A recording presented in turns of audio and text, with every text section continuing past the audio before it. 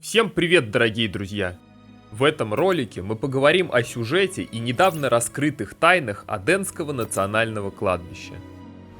Сегодня мы подробно рассмотрим историю этой локации, узнаем, почему там обитают орки Тайк, гномы какой гильдии есть в сюжете, но не добавлены в игру, для чего установлен огромный столб в середине кладбища, откуда перенесли статуи ангелов и какую роль выполняет величественное здание на выходе из локации. Национальное кладбище было местом захоронения членов королевской семьи со времен империи Эльмараден. Здесь же похоронен Рауль, король-объединитель Аденского королевства, и его сын Тревис. Однако, поскольку крепость к северу была заброшена, контроль над кладбищем был потерян, а в последнее время все больше стал распространен грабеж и появились монстры. До войны между Аденом и Эльмором кладбище находилось под контролем Аденского королевства, но во время войны Адену пришлось отправить всех солдат на фронт, и тогда мобы расползлись по кладбищу. Власти Адена собирались после войны зачистить кладбище от мобов, но в казне не хватило средств, и проект был отменен. В дорелизной утечке от разработчиков есть два кладбища. Национальное кладбище Аденского королевства с уровнями мобов 45-55 и кладбище, на котором похоронены люди, погибшие в войне, с мобами уровней 50-55. На релизе сделано что-то подобное. Основное кладбище делится как бы на две части, на западную и на восточную. Они немного различаются, и есть еще южные и северные кладбища, но в игре разделение никак не объясняется. Зато Егору, благодаря анализу файлов игры, удалось обнаружить несколько уникальных и очень интересных фактов об этой локации. В игре западный и восточный входы в кладбище представляют собой величественные арочные строения. Западный вход в файлах называется просто входом, а вот восточный, отделяющий кладбище от печати Шилен, в файлах называется гробница Рауля. То есть здание, мимо которого каждый из игроков пробегал сотни раз, является на самом деле гробницей короля-объединителя Адена Рауля. Как и в случае со статуей Гринкайна в пустоши, разработчики не просто ничего не объяснили, а даже нигде ни разу не упоминали об этом факте. И если бы не Егор, то мы об этом никогда бы и не узнали. Но это не единственная находка. Модели ангелов на кладбище называются герановскими каменными позами, а их алтарь, где они вчетвером, называется Герановский каменный алтарь. В клиент их добавили в C2, но не в файл кладбища, а в отдельный файл, где собраны всяческие внутриигровые объекты. При этом в игре их поставили сразу на кладбище. Очевидно, в планах было установить этот алтарь где-то в Геране, однако перед введением в игру его перенесли в эту локацию. Причем перенесли довольно криво, ведь у алтаря, как можно видеть, есть еще расписанный узором пол, который оказался под землей.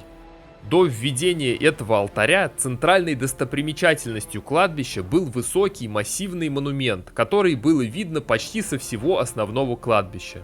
Потом он был скопирован и к югу от основной локации. В C2 алтарь перетянул на себя весь фокус, и монумент на его фоне стал смотреться как обычный столб, перестав привлекать внимание и потеряв уникальность. Однако в игре он стоял не просто так, и как оказалось, это вовсе не обычный столб. В файлах игры он носит название «Статуя Рауля». Таким образом, изначально на кладбище было сразу несколько упоминаний о великом короле-объединителе, что добавляло локации нового смысла. Но остается вопрос, почему столб называется статуей, хотя никакой статуи там нет. Ответ на него также был найден. На раннем концепте можно видеть, каким изначально планировался внешний вид кладбища.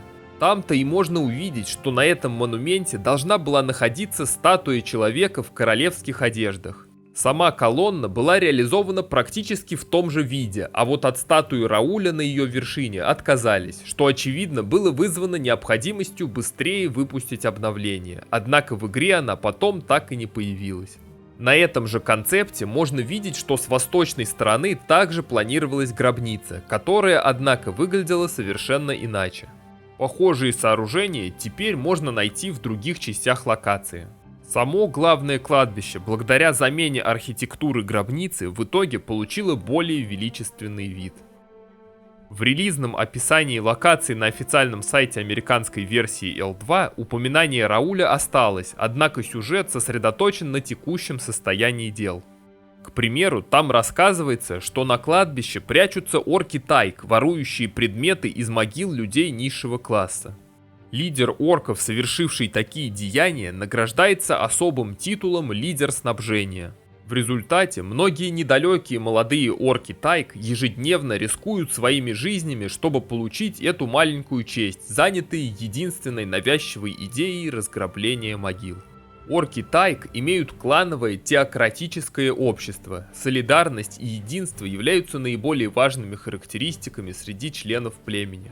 Эта свирепая раса также любит присваивать чужое продовольствие, вместо того, чтобы тратить время и усилия на то, чтобы вырастить или сделать что-либо своими руками.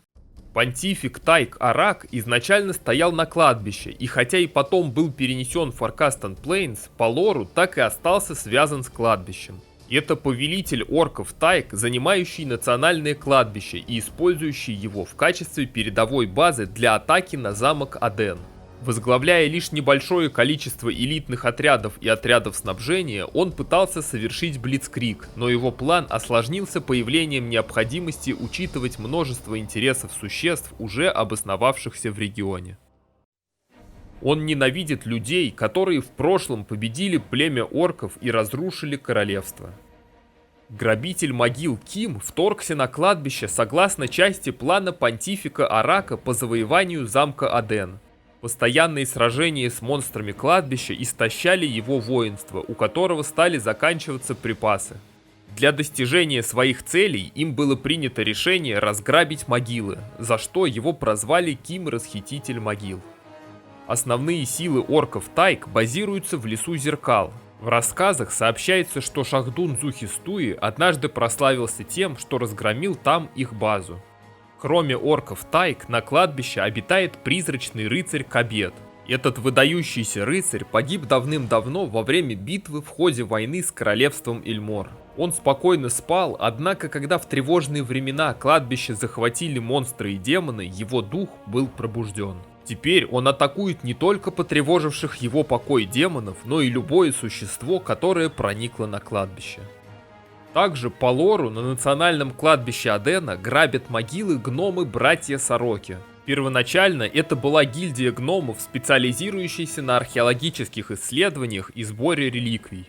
В квесте «Амбиции клана» говорится, что братья Сороки — это отступники, которые не стесняются обесчестить своих предков-гномов. Они ограбили могилы древних королей гномов в лабиринте Шутгарта и продали украденные самые святые реликвии расы гномов. За свои преступления они были изгнаны из гномьего королевства и отправились в Аден. При себе они носят брошь, обозначающую их членство в гильдии. Они особенно любят блестящие предметы и поэтому заслужили свое прозвище «Братья Сороки». На момент игры гномы этой гильдии по приказу Мартиена тайно собирают яйца дрейков в долине драконов. Из этих яиц сэр Густав Атебальд планирует вывести армию дрейков для войны с Антарасом. Однако, как потом выясняет игрок, основная цель Атебальда совсем не борьба с драконом, а отстранение своего племянника Амадеу Кадмуса и захват власти в королевстве. Густав Атебальд использует в своих целях игрока и ту самую гильдию братьев Сорок, которые ради наживы готовы на все. Многие могилы на национальном кладбище тоже были разграблены ими. Стражники работают над тем, чтобы переловить братьев Сорок. Мастер из гильдии воинов даже обучил стражников техникам поимки гномов. Очевидно, гномы-братья Сороки изначально планировались в игре, однако потом от них отказались. И это не единственный подобный факт. К сожалению, первоначальные планы разработчиков не были реализованы во многих аспектах игры, а подача сюжета вследствие многих причин практически сразу стала второстепенной задачей. На стримах по лору с Егором, на подготовку к которым ушли долгие месяцы, нам все-таки удалось найти множество неизвестных фактов о сюжете и истории игры, которые и будут рассказаны в следующих видео. Если вам понравилось это видео, не забудьте поставить лайк и подписаться на канал. Также буду рад видеть вас в нашем телеграме. Благодарю всех, кто поддерживает канал лайками, комментариями и донатами. И это является большой мотивацией продолжать делать видео. Всем спасибо за просмотр и до встречи в следующих роликах.